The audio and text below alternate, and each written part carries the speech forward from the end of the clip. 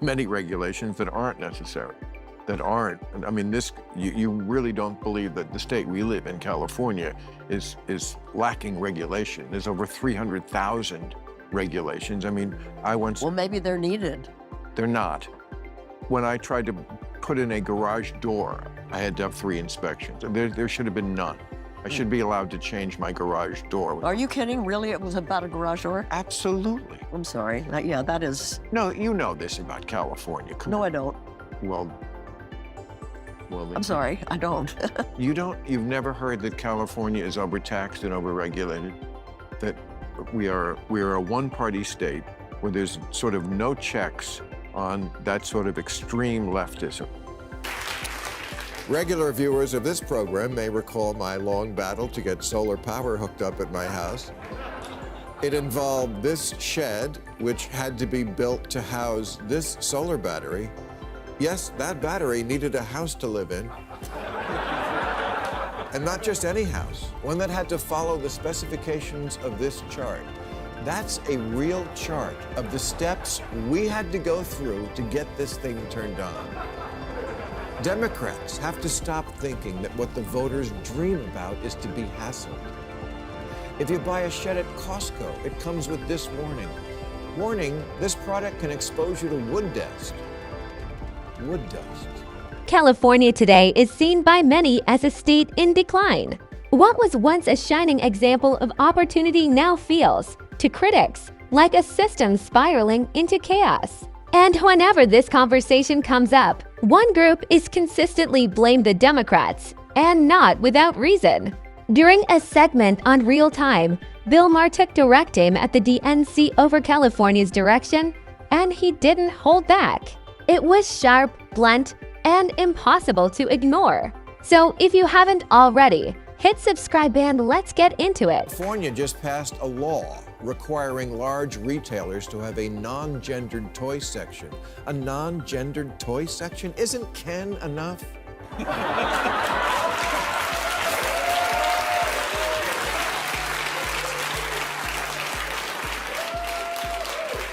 We need a law for that? Do you have to inject yourselves into everything? From where you can throw a frisbee to who can braid hair? This is why so many people, by the way, were triggered by COVID policies. They were already sick of rules. Regulation should be a good issue for Democrats. It's certainly one they're associated with. And I think the average voter would agree that banks and chemical plants and drug companies need watching. Maher began by calling out California's obsession with overregulation, a point many people increasingly agree with. The state has become one of the most tightly controlled in the country, where nearly every part of daily life is buried under rules, permits, and restrictions. From small businesses to housing to environmental policies, the system often feels excessive. Even simple tasks can require approvals that seem unnecessary. The result: a suffocating environment where innovation slows down, costs rise, and basic decisions turn into bureaucratic headaches. Entrepreneurs struggle to get started. Homeowners face endless compliance issues, and workers deal with policies that feel detached from reality. Maher's argument goes beyond politics. When regulation becomes too heavy, it stops protecting people and starts holding them back. And that frustration is exactly why many believe California is buckling under its own system. You can't dump the waste from your hog farm straight into the water supply. We're mostly all for that. But Democrats have become a parody of themselves, just making rules to make rules because it makes you feel like you're a better person. Making sure that everything bad never happens again, which you can never fully do. It just makes everyone else's life a drag. The Biden infrastructure bill has a provision that requires all new cars to install an alert system that goes off when you leave a baby in the back seat, which is something done only by crackheads and people who sadly, yes, do it on purpose. And after every one of us winds up bearing the cost for cars to install this alarm, you know who's going to ignore it? Crackheads and people who do it on purpose. Maher also highlighted a recurring pattern: California often creates new laws to prevent specific incidents from happening again. But those incidents still occur Because human behavior doesn't change overnight. Instead, the laws expand and end up affecting everyone, including people who weren't part of the problem. Take the example he raised, cases where negligent individuals leave children in cars. The response: policies requiring all new vehicles to include alert systems. While that may sound reasonable, it also means millions of responsible drivers are forced to bear extra costs for a mistake they would never make. And that's the issue. Laws aimed at a few often end up burdening the many. A sensor light is not going to fix this problem, and Democrats no longer possess the common sense to understand that not every problem in the world can be fixed with a regulation. But don't tell that to the advocacy groups who also want every future car in America to only start when the driver blows into a breathalyzer. Oh great, my other car is a Karen. Critics argue this approach reflects a deeper problem within Democratic policymaking. There's a tendency to respond to every issue with more regulation as if adding complexity is the same as solving the problem. But reality doesn't work that way. You don't fix a broken system by making it heavier. In many cases, the laws already exist, they're just not enforced properly. When enforcement is weak, adding new rules doesn't fix anything. It creates confusion, loopholes, and unintended consequences. Maher's core message is simple. Good governance isn't about writing more rules, it's about making the existing ones actually work. You know, it's also not safe to drive when you're crying. Should we make a car that follows your texts and stops the engine when you're dumped?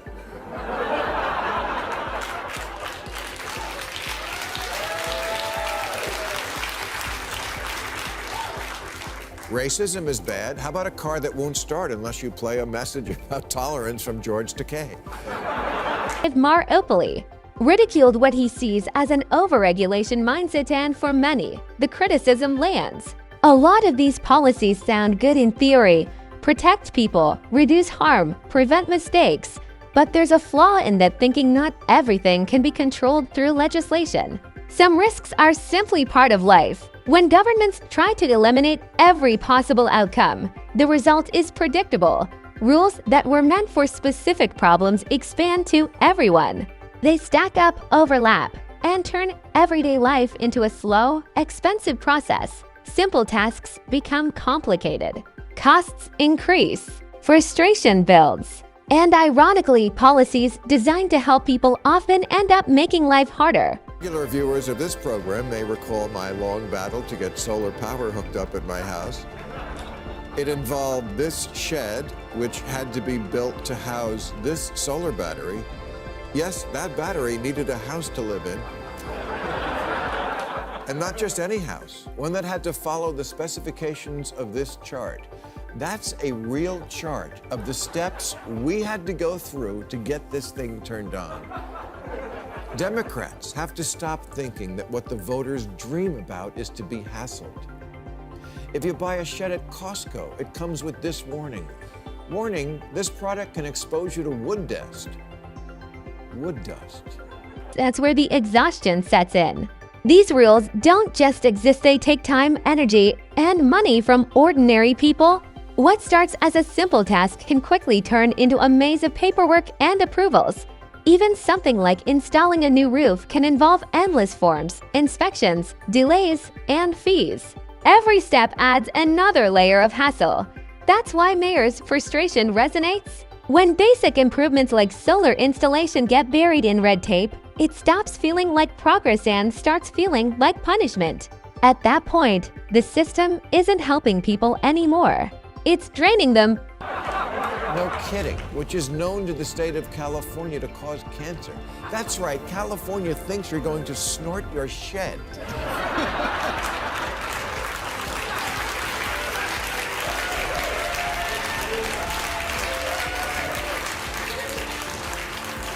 I don't want to blow Pinocchio, I just want to put the lawnmower over. Then there are moments where it almost becomes absurd.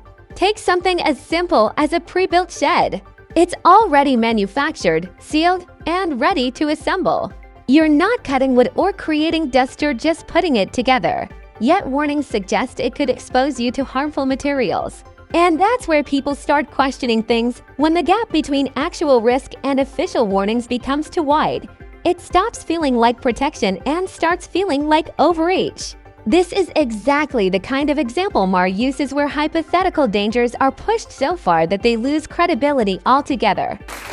It's the vast network of regulators, administrators, inspectors, contract reviewers, project managers, fee assessors, special commissioners, zoning officers, and consultants whose jobs seem to be to make sure nothing ever happens and then charge you for it.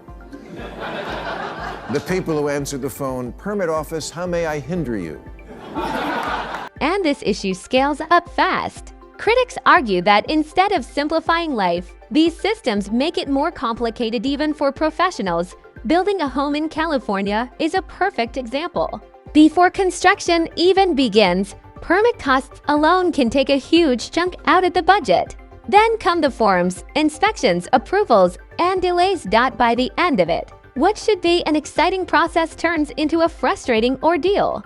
Instead of opportunity, it feels like a barrier. Last year, Wyoming began construction on the largest wind farm in North America that will power 2 million homes in Arizona, Nevada, and California. And to think, it only took 18 years. Not to build it, to approve it. 18 backlogged, knuckle-dragging, pencil-pushing, thumb-twaddling, ball-scratching years to finally get to yes. When they started doing the paperwork, Leonardo DiCaprio's girlfriend wasn't even born. The same pattern shows up in large-scale projects. Major developments from energy to transportation often take years, even decades, to move forward. What should be straightforward gets stuck in reviews, lawsuits, and regulatory delays. California's high-speed rail project is one example, with rising costs and constant setbacks. Housing developments face similar issues, stalled by zoning battles and approvals. At some point, it raises a serious concern: is the system built to create progress or to delay it indefinitely? Regulations that aren't necessary, I mean, you really don't believe that the state we live in, California, is lacking regulation. There's over 300,000 regulations. I mean, Well, maybe they're needed. They're not. When I tried to put in a garage door, I had to have 3 inspections. There should have been none. I should be allowed to change my garage door. Are you kidding? Really? It was about a garage door? Absolutely. I'm sorry. Yeah, that is... No, you know this about California. No, I don't. Well, I'm sorry, I don't. You've never heard that California is overtaxed and overregulated? That we are a one-party state where there's sort of no checks on that sort of extreme leftism. And that's where everything comes together. What begins as an effort to protect people can slowly evolve into a system that works against them. Overregulation, excessive permits, and endless bureaucracy don't just slow things down, they take away time, money, and motivation from everyday people trying to move forward. From major infrastructure to simple home projects, the pattern is the same. Good intentions buried under too much complexity. The result isn't efficiency, it's frustration and stagnation. And that's why voices like Maher's resonate with so many people, because eventually, the question isn't whether rules are necessary, it's whether the system has gone too far. And with that, we'll wrap up today's episode. If you enjoyed it, don't forget to like, subscribe, and stay tuned for more.